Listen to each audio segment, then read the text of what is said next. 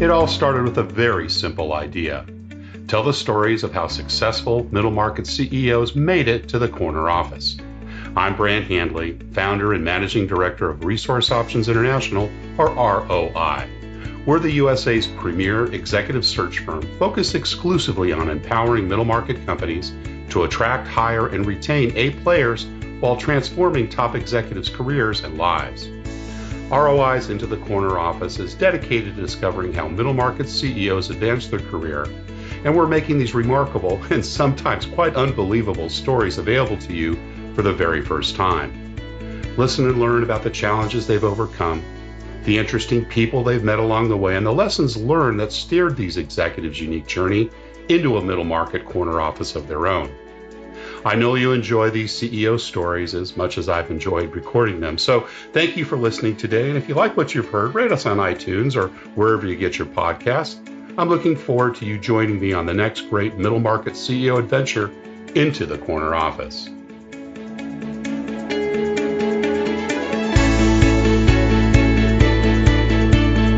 Our guest today is CEO Marc Jourlait. Marc was appointed Chief Executive Officer in 2017 of Kodak Alaris, a global technology leader on a mission to unlock the power of images and information for businesses and consumers. Marc has previously held senior general management, product, and marketing positions in some of the world's leading technology companies, including Apple, HP, Seagate, and Technicolor.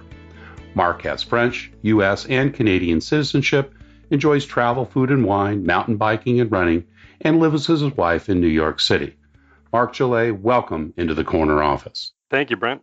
It's a pleasure to have you here today. And as we do with most of our CEO interviews, why don't I want to start with the early years? Tell us a little bit about where you grew up, what your family life was like. Absolutely. I think the early years really defined much of my both personal and professional track. And being born in Toronto, a very multicultural, multilingual city. My mother was American from Manhattan, interestingly enough, and my dad is French. He's both from Paris and from the Jura region, which is between the French and Swiss border. And so I was brought up in a completely bilingual, bicultural home. Went to a bilingual school in Toronto, and therefore juggled languages and culture with a lot of ease, and didn't realize at the time how easy it was as a child to absorb that as a sponge. And we would fly back and forth to France to visit family in France, and come back to Canada and to the U.S. to visit my mother's side of the family. So early years were very multicultural, multilingual, and therefore opening me up to the diversity of the world in a very open-minded, tolerant city like Toronto, which has embraced its multicultural tradition. And I think that really formed me in terms of just my open-mindedness and curiosity about the world. Absolutely. Tell me about your parents. It sounds like they were both expats in Toronto. What brought them there? So interestingly enough, they're both professors of French language to foreign students. So that was their specialty. And they happened to meet at the University of Michigan in Ann Arbor. My mother was getting her PhD. She got her undergrad from Middlebury in Vermont, very well known for its language classes. And she was getting a PhD in comparative literature at the University of Michigan in Ann Arbor. My dad was teaching French at the University of Michigan in Ann Arbor. They met. My dad cooked for my mom. She fell madly in love with him.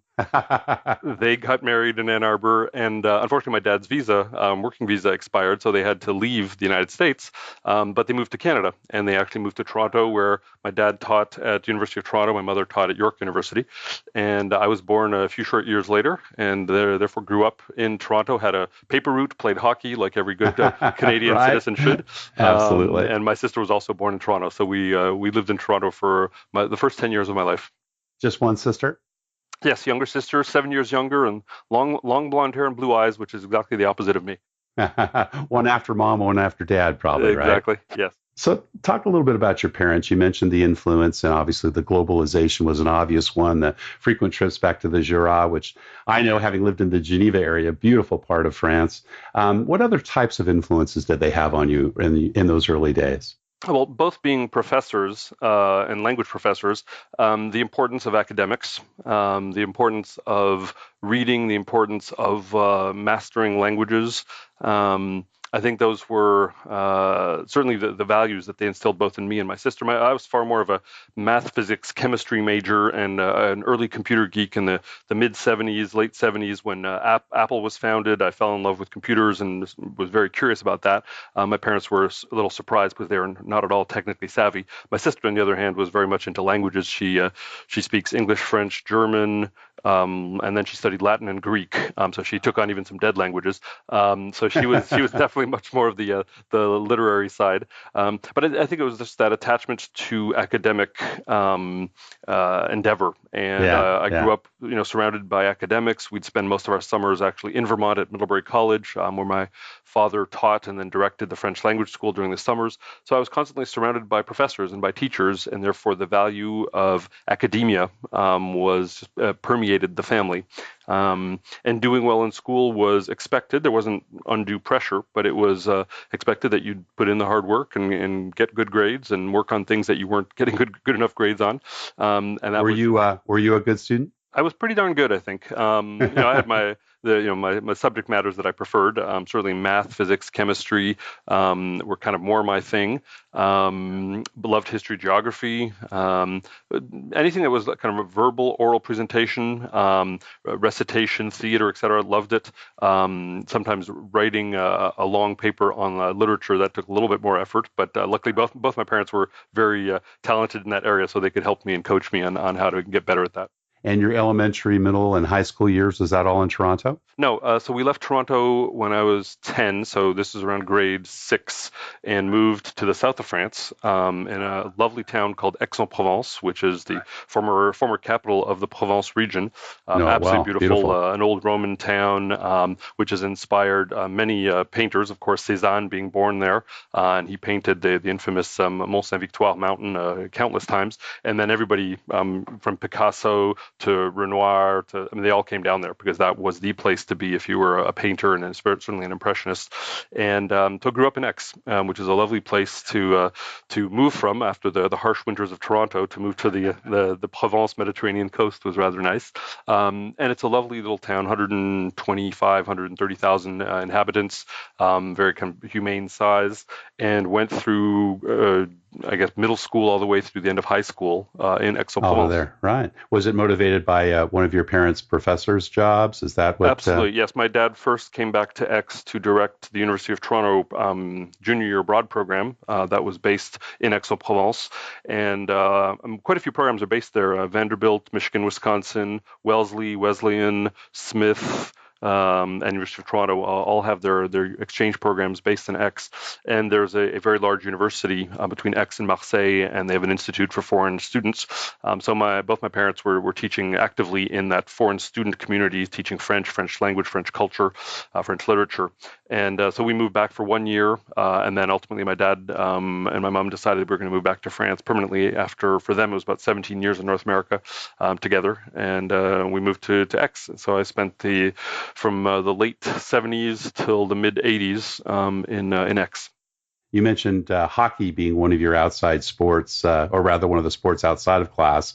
Did you continue with hockey when you moved to France? Not quite a popular sport there. Pretty hard to find an ice rink. A rink, right? No ice rink. So how did that shift? What types of things did you get involved with? Well, interesting enough, I was a goalie in hockey in Canada, so I had all the gear, etc. And then I moved to France, and given that I had been a goalie, they decided to put me in net in soccer.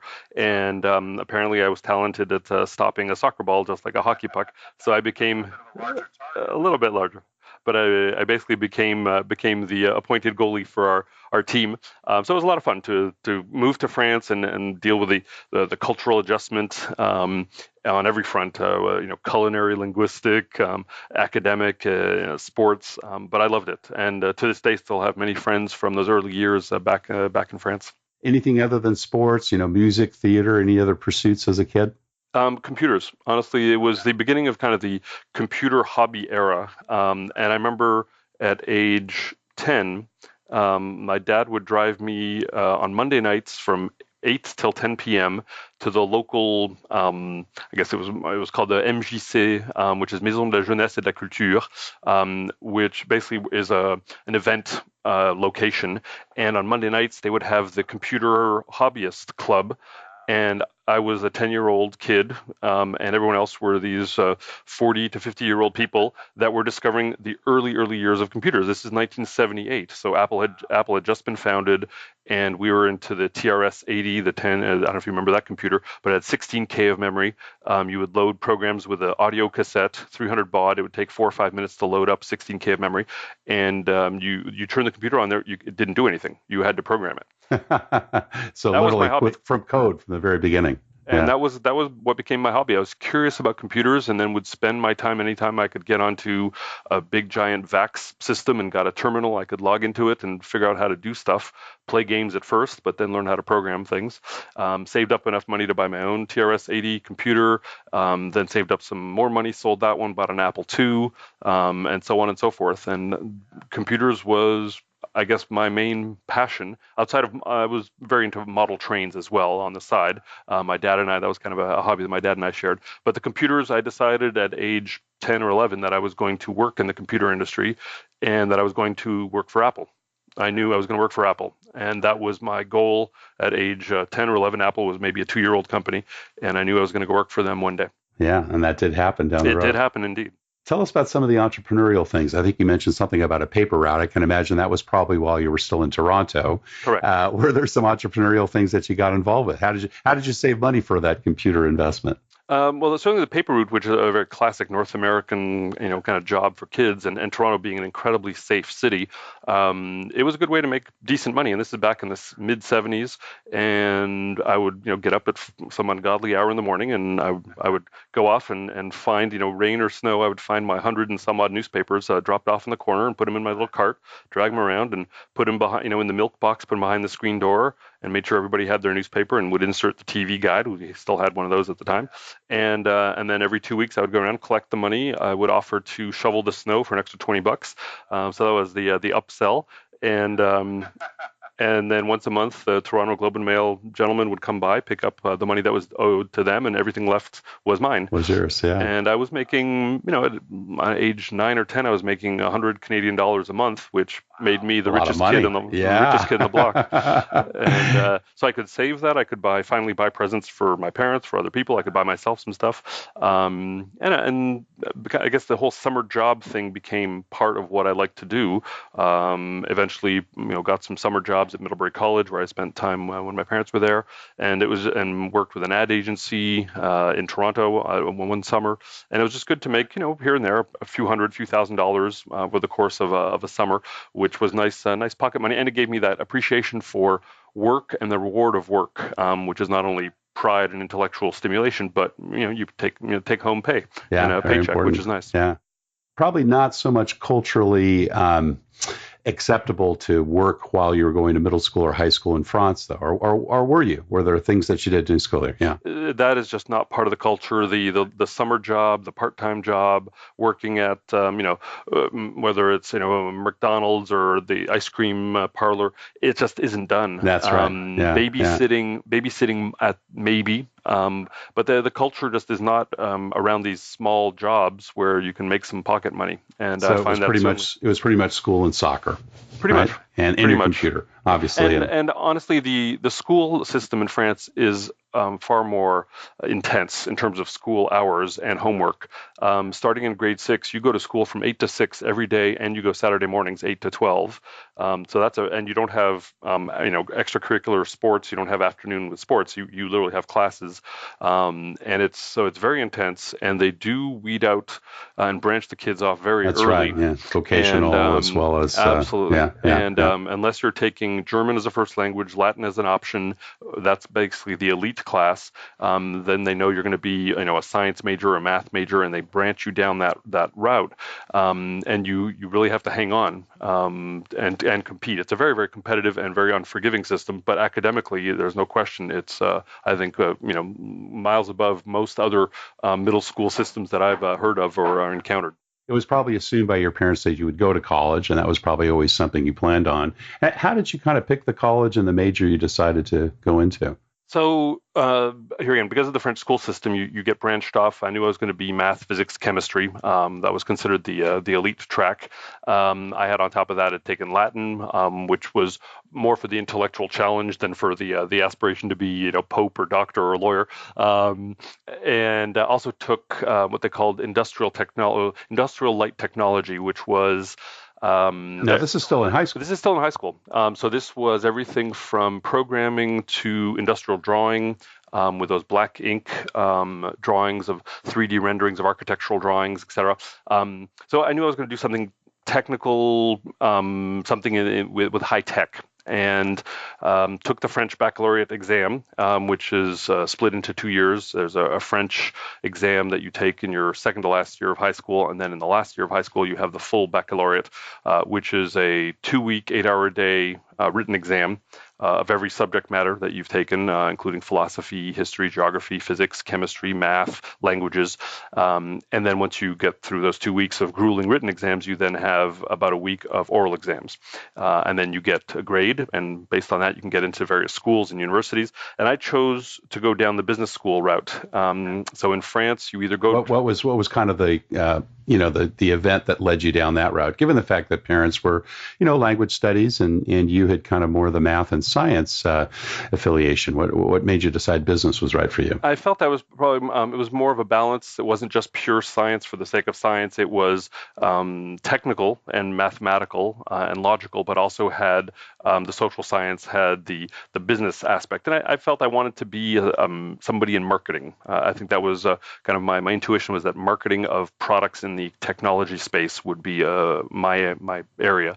And in France, you can either go to what's called faculté, which is the university, and it's pretty much free university for everybody in France. It's part of the national education system.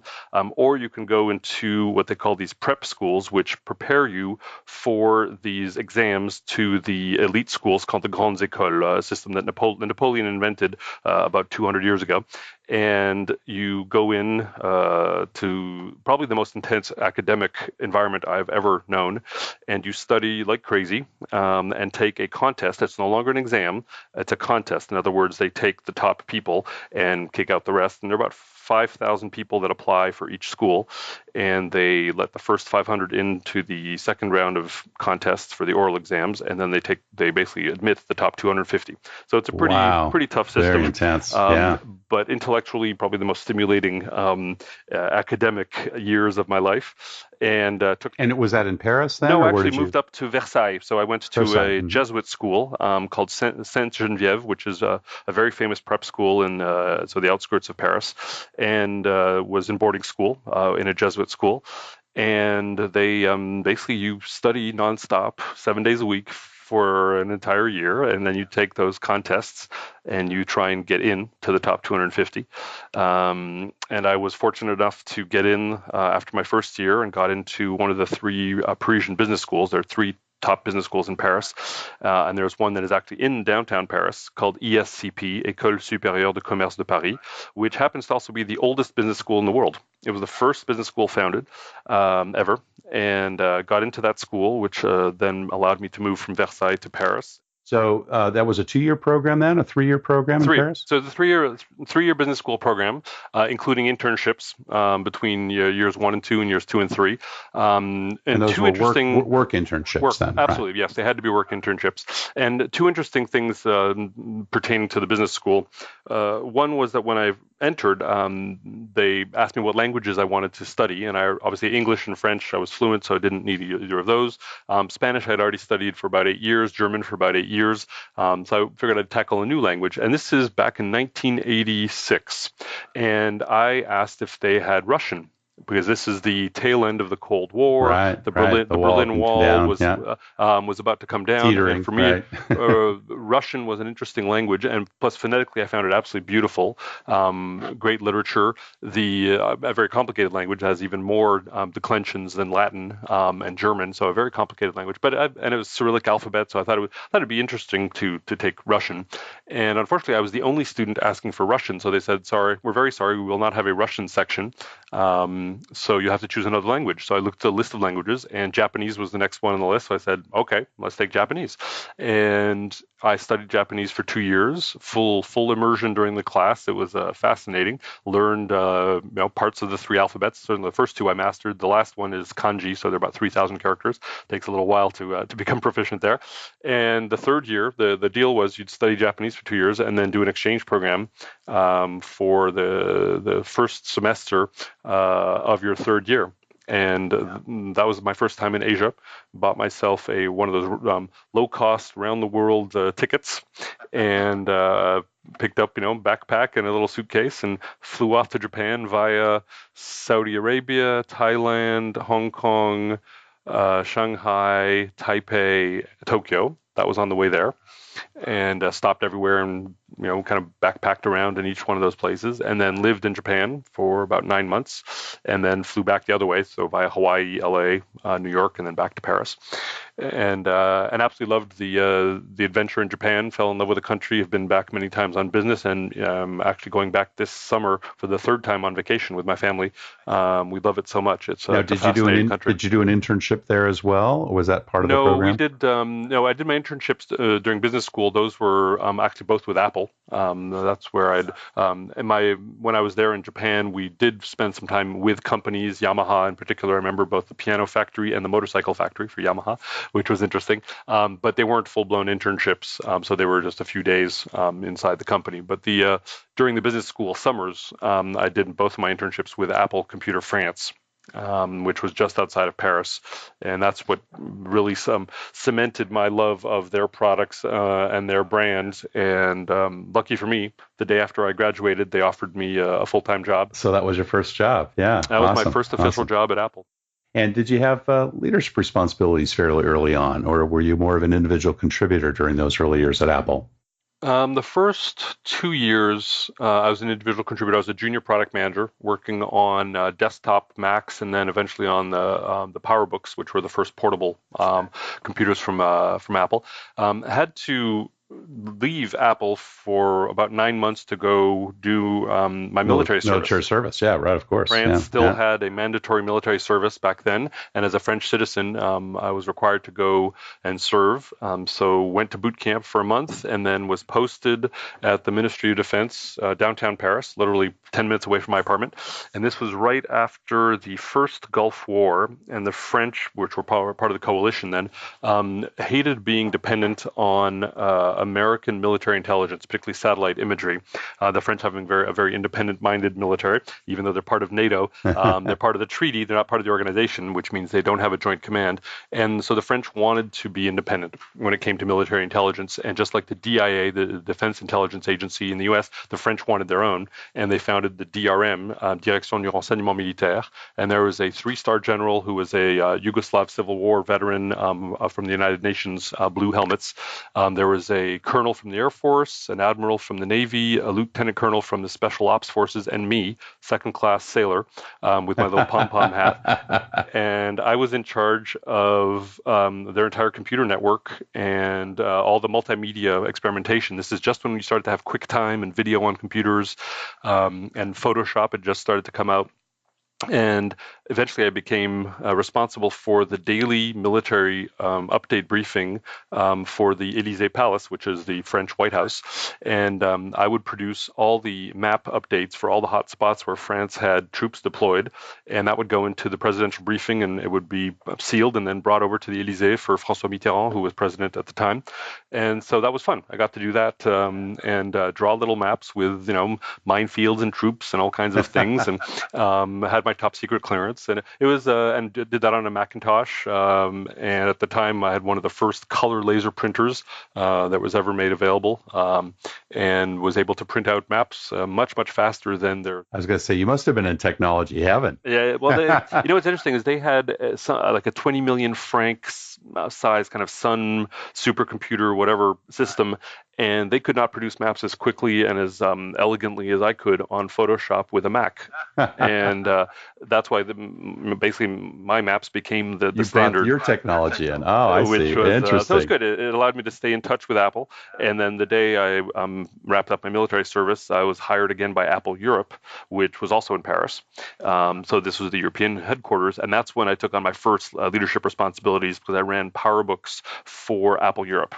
So I had a team of people around Europe that were the individuals running PowerBooks in France or Denmark or the UK. But I was their European leader. And then I interfaced directly with Cupertino, the global headquarters. What are some of the earliest leadership lessons you received from some of your bosses and mentors there at Apple, or maybe even in the military? I think a few things. The danger of communication and being sure to bite one's tongue before you speak, because certainly on email, once you've sent it, it's hard to retract. And I guess just dealing with human nature in an office environment where there are egos and personalities. And I think that was one of the great lessons was, I guess, situational awareness and situational leadership, and understanding, certainly across borders and cultures, running a European team. So I had Italians and Danes and Swedes and Germans and French, and mixing all that with dealing with Californians. And I think it was that cross-cultural sensitivity on how to get stuff done without rubbing people the wrong way. And I think that was one of the key early lessons, and something that I think since then have perfected and really enjoyed is these multicultural business environments where you do have to deal with cultural sensitivities and language barriers and personalities and styles. And I guess I've concluded after a 30 years career that all the cultural stereotypes are absolutely true. That's true. Yeah, they are absolutely true and confirmed almost every single day. Were there any specific bosses or mentors that had a particular impact on you? And not so much important their names, but maybe the lesson that was learned from one or more of them. I think my first boss, he was the head of product marketing for Apple France, and he really taught me what it was to have passion for a product. And I think if I take away from my 8 years at Apple, what it taught me was the love of the product.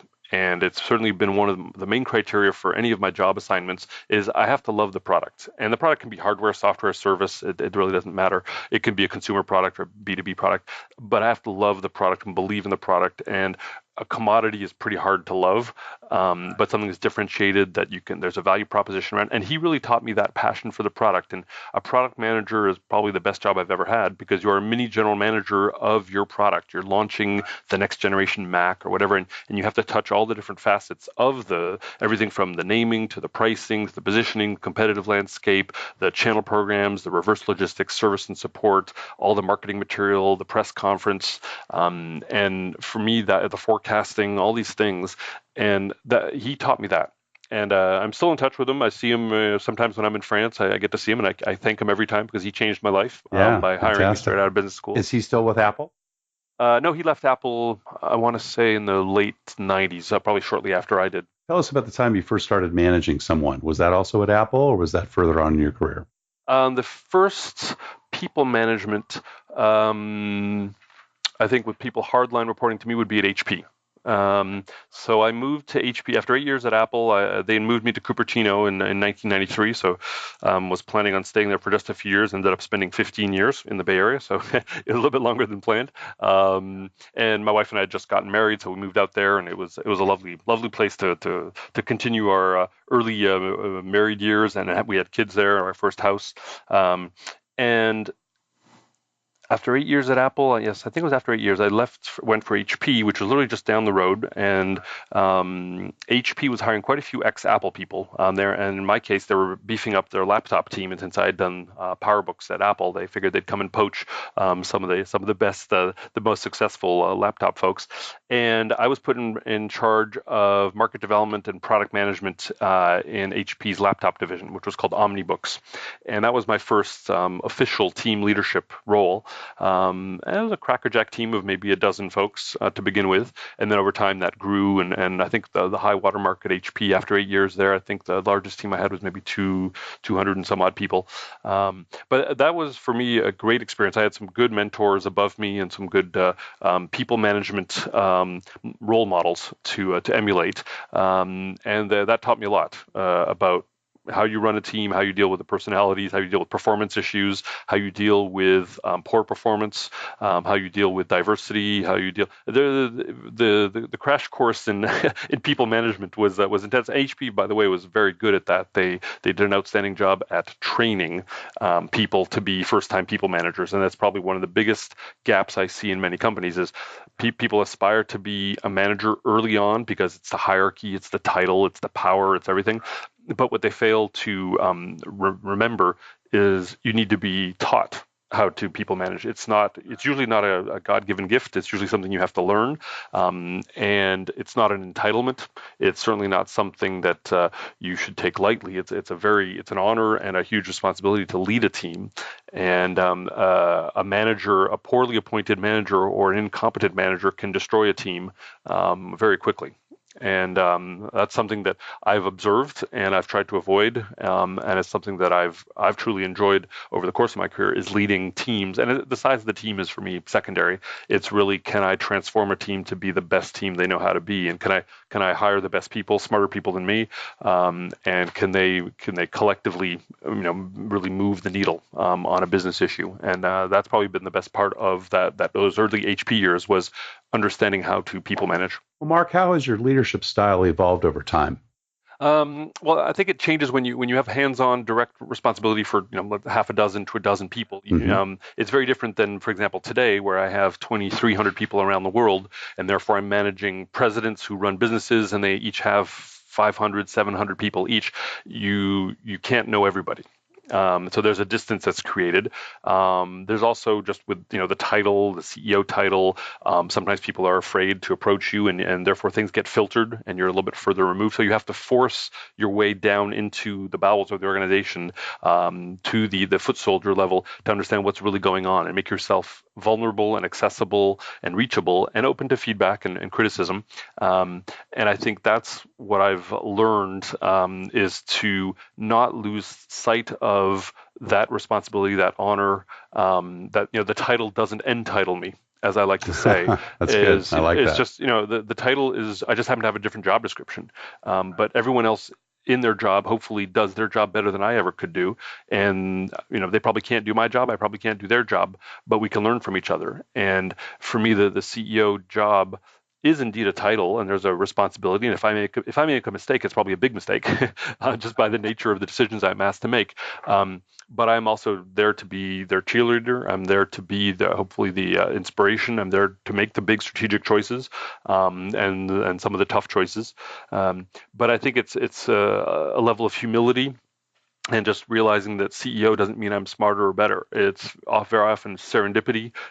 I had good bosses. It was good timing. I was available. I was open to relocating. But it doesn't make me a better person. It just means that by circumstances of life and rebounds and ricochets, you end up in certain positions. But I think there's always an appreciation for the foot soldier, the individual contributor, all the way through the ranks, and you can learn from anybody, and hopefully you can teach them a few things too with the 30 years of accumulated wisdom. How do you decide when it's time to micromanage and when it's time to stay out of the sandbox, particularly with your direct reports? I guess I boot up with implicit trust. But if the trust is betrayed either by incompetency or just let's say untrustworthy behavior, then I will jump in. But I guess I extend trust naturally. First of all, because I don't have the time to go micromanage everybody. I will spend the first few months usually absorbing like a sponge, and therefore I will ask a lot of probing questions, but not in the spirit of trying to tell them how to run their business or their function. I will do it to learn. And certain areas I'm far more comfortable with and I can ramp up quickly. Certain domain areas, obviously I need to kind of get into the sandbox and understand how things work, but then I'll back off. Particularly I will back off if people deliver on their commitments, if they deliver on their numbers. That for me is job number one, and credibility credibility building right there, and establishes a level of trust. If you say you're going to do something and you do it or exceed it, then I will back off. If somebody says they're going to hit a number and they miss the number, that usually sends off alarm bells, and I'm going to go in and micromanage. If I see poor behavior, so there's results and then there's behavior. If I don't see a leadership style that I can support, it doesn't have to be exactly the same as mine, but if it's a leadership style that I have issues with, then I will go in and micromanage on the behavioral side as opposed to the operational side. Mark, you've worked for some great companies, but they have not been without their cultural shifts. Apple, of course, case in point, with Steve leaving and then coming back and the transformation that's happened since then. HP, and of course, the challenges they've had and the divestitures and the investments they've made. And of course, now with Kodak, right, and the rebirth of that. Oh, tell us a little bit about your thoughts on building a company culture and what that looks like for you. I think that is the most exciting and most difficult challenge, and almost you think for a CEO or for anyone? For anyone, but for a CEO in particular. And I think somewhat masochistically, I tend to relish those cultural challenges because usually they're associated with a business challenge, right? It's rare to have a broken culture and a successful business, and it's. And a great culture doesn't guarantee a good business, but it sure makes it a lot more pleasant to try and fix the outcome. And indeed, at Apple, I saw 4 CEOs. I saw Scully, Spindler, Emilio, Jobs. So that's quite a bit of cultural shift there. At HP, I saw 3 CEOs. I saw Lou Platt, Carly Fiorina, Mark Hurd.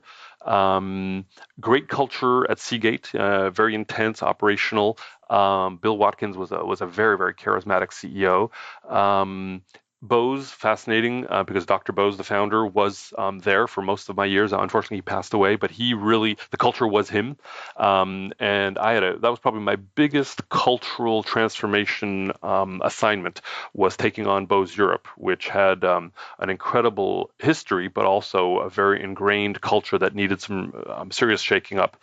And everything from local fiefdoms to a very dictatorial, abrasive leadership style to lack of diversity, whether it was age or gender or nationalities, and just a management style that was entrepreneurial, which worked great in the early years, but 30 years into it, 40 years into it, had broken because it couldn't scale. And so that was probably my biggest cultural challenge. And in hindsight, I'd say probably the biggest cultural success. And then since then, certainly Kodak Alaris has an incredible legacy, 128, 129 years of Kodak heritage, which is both a great asset and a huge liability. And the trauma of a Chapter 11 bankruptcy a few years ago, and then trying to recover from that while you're standing up a new company with a unique ownership structure by a pension fund, and you have a mix of long-time Kodak experience, people that really have 30, 40 years of Kodak, and a lot of early career millennials that have been on board for a year or two, and how do you get the best out of those two populations with a population that's been scarred by a Chapter 11 that really came as a huge surprise for the Kodak heritage folks.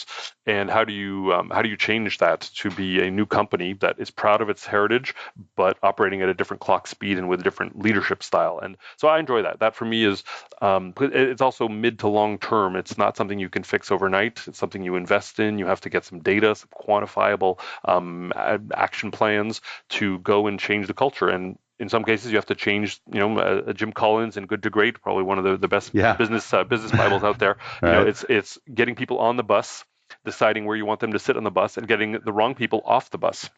And I've used that analogy quite a bit. And it's our tagline, by the way. Well, there you go. Yeah, absolutely. I live by it. Yeah, I live by it. And you can assess pretty quickly, back to your earlier question of do you extend trust? I can determine pretty quickly within 3 months whether somebody's going to be on the bus with me, if they're going to move up to the front seat next to me on the bus, or if they're going to need to be removed from the bus. And that's certainly how I like to build leadership teams, is that bus analogy. Are these the right people? Not so much in functional operational expertise. I assume that's there. That's a given. Those are table stakes. But are they the right leaders? And are they the people I want to go into battle with on this? Be on the same team and go and fix all these tough issues. With that, I don't take easy assignments. Unfortunately, I tend to take some tougher ones, and therefore I need some lieutenants that are really we're gonna lock arms and we're gonna go fix stuff. And it's that bus analogy. is one that I really live by, and determine, are they going to be on the bus with me, or do I need them off the bus? And I literally, in some cases, will use that imagery with people and say, listen, I'm not sure you're the right person to be on this bus. There's a lot of other buses out there, and there's a stop coming up. Exactly. Mark, that's a good segue into our next question, which is, what do you look for when you're making bets on the people you invest in? I let other people in the interview process, I'm never alone in interviewing, I let other people in the interview process assess the functional expertise. If I'm hiring an HR professional, a CFO, a marketing professional, I have my ideas, and I'll probe a little bit, and I'll look at their resume, but I really look for chemistry. I look for, am I going to enjoy working with this person? Are they going to make me better and smarter, and can I bring something to them? And am I going to enjoy being stuck on a plane or on some business trip? Let alone a desert island, right? Yeah, exactly. Am I going to enjoy having dinner with this person? Am I going to enjoy fixing business issues and having a healthy debate, as opposed to just a friction laden one?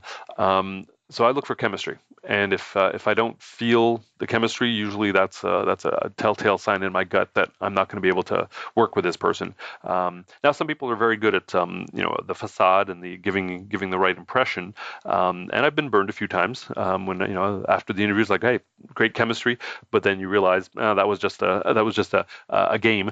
But for the most part, that's how that's my last, I guess, criteria to push someone over the edge in terms of hiring them or deciding not to is, and I'd say statistically it's paid dividends, because most of the people that I sense there's a good chemistry, it pans out that way, and leads to very long working relationships, and in some cases long time friendships. It sounds like you, as you said, you rely on others to assess the, functional capabilities and the qualifications, et cetera.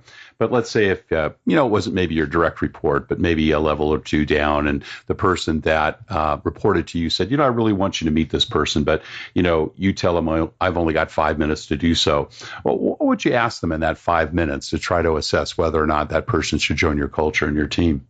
Well, I do actually try and insert myself in key hires. So I don't just interview my direct reports. I interview anybody who is going to be in what I call my top 50, and it just happens to be that number today at Kodak Alaris. So anybody who's not only in my direct reports, but in my direct reports, and key positions. So even that, the hierarchy is not necessarily the only criteria. If it's a key role that I want to personally be involved in, I want to be part of the interview. I want to either be the closing interview or the final decision maker or input on a critical role. And here again, it's not about micromanaging, but it's ensuring cultural fit, and for them also to realize that the CEO is accessible and the CEO is interested in this role, and the CEO is vested in the successful hire for this role. And do you do those interviews one-on-one? Is that a panel environment? No, one-on-one. And so what do you talk about? What are the types of questions that you ask that report? But the way I scan resumes, I look at the name of the companies, I look at the education, and I look at the country. And usually one of those three things sparks a conversation. Either it's a company I know, or a product or a brand that I know. Either it's a university or college that I've heard of, or it's a country that I'm aware of and hopefully have visited. And I start usually down that path. That's your bridge.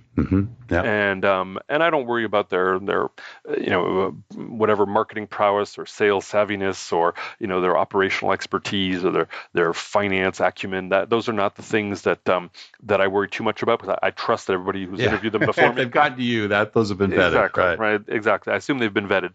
But I look for body language. How do they behave? Are they nervous in front of the CEO? Are they comfortable? Are they ego-driven and arrogant? Are they super nervous and can't put two words together? So I look for that, the personality. And do I see them wanting to come and fix things? And why are they leaving their previous job? And what kind of manager are they? And what kind of managers they like to work for? So I tease that out throughout the conversation. Sometimes talking about maybe more personal things like hobbies or cooking or food or travel, just to get a sense for who the person is as opposed to what the resume says. Marc Jourlait, you've been very, very generous with your time. We have one last question we like to ask all the CEOs. And, it's kind of that career and life advice, you'd give to someone. Maybe someone is a little earlier in their career, maybe 10, 15 years you're younger. Maybe it's got their eyes on the corner office. Maybe wants to be an entrepreneur someday. What would you tell them? What's important for them in their career when they're looking forward and maybe wanting to hold that top slot at some point in time? I think the first thing is networking. And not networking for the sake of building, I have the biggest LinkedIn network. It's networking because you can tap into that network and you can give back to it, and they can serve you. And it's everything from great bosses you've had to recruiters who call you to college buddies.